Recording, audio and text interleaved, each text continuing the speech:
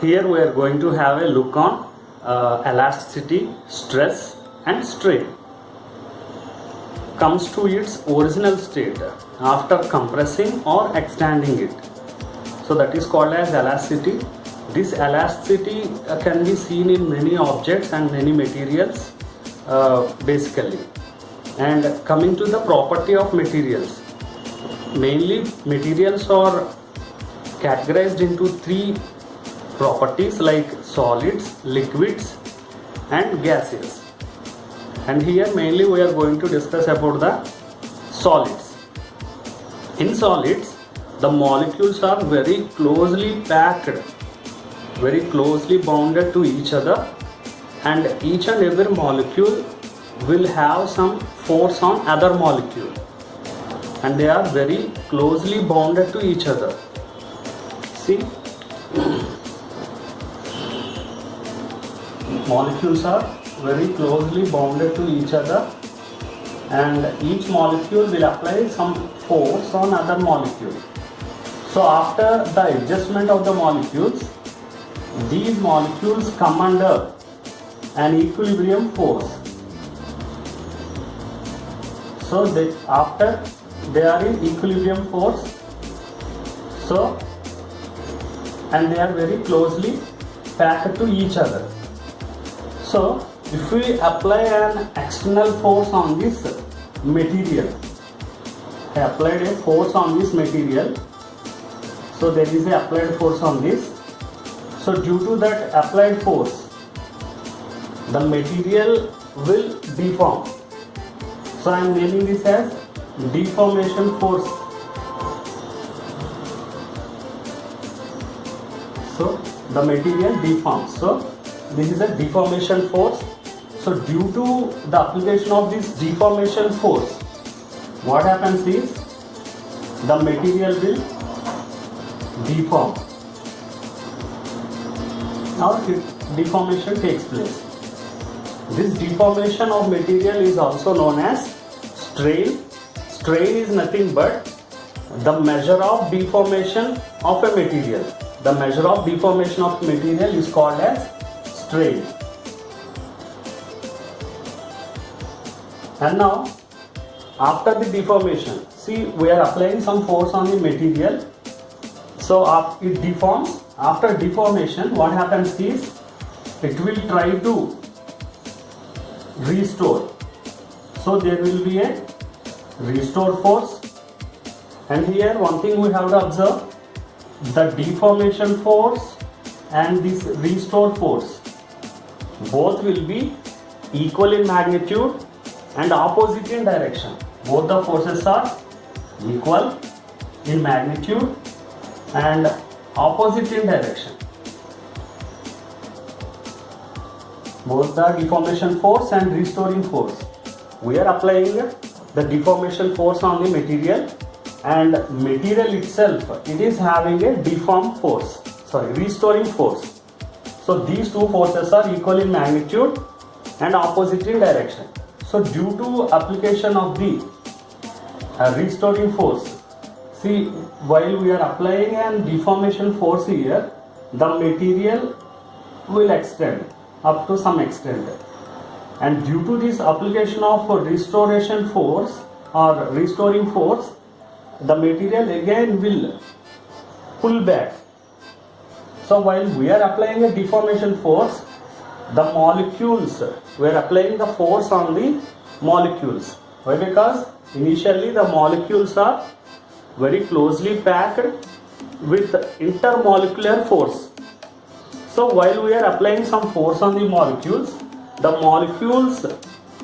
will tend to some force, external force, and they will deform.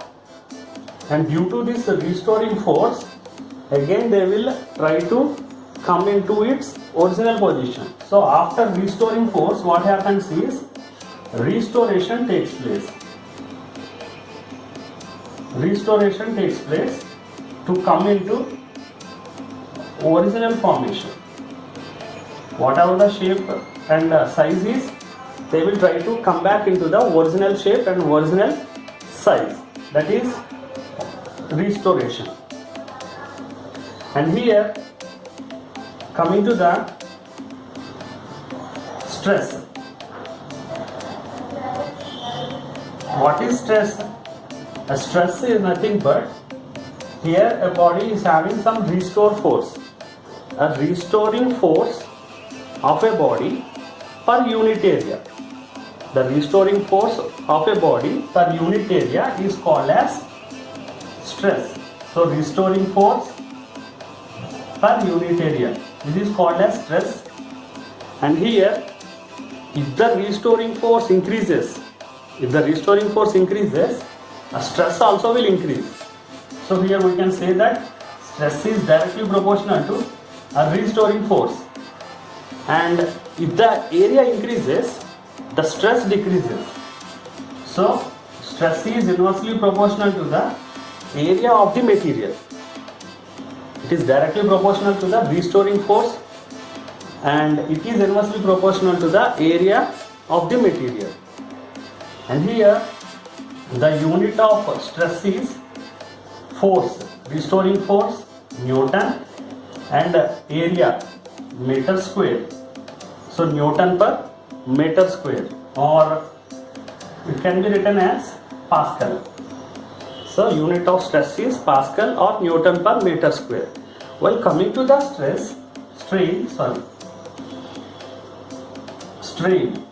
strain of a body is nothing but the change in the dimensions of a material or a body.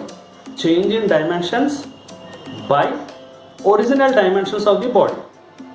Simply we can say that the measure of change in the position of a body is called as strain, or we can say that dimensions. See, by application of force, the material will change its dimensions. So change in dimensions by, originally it will have some dimensions, no, by the dimensions. So it can be written like this: change in dimensions by original dimensions. It may be like this. For example, if you consider a rod which is having a length L, so due to application of force, here the length, some delta L is increased. Total length of the rod is L. Due to application of force, it has been stretched delta L. So this is the change in length. So change in length by original length. Change in length by unit original length gives the strain. Not only length, we can consider area also.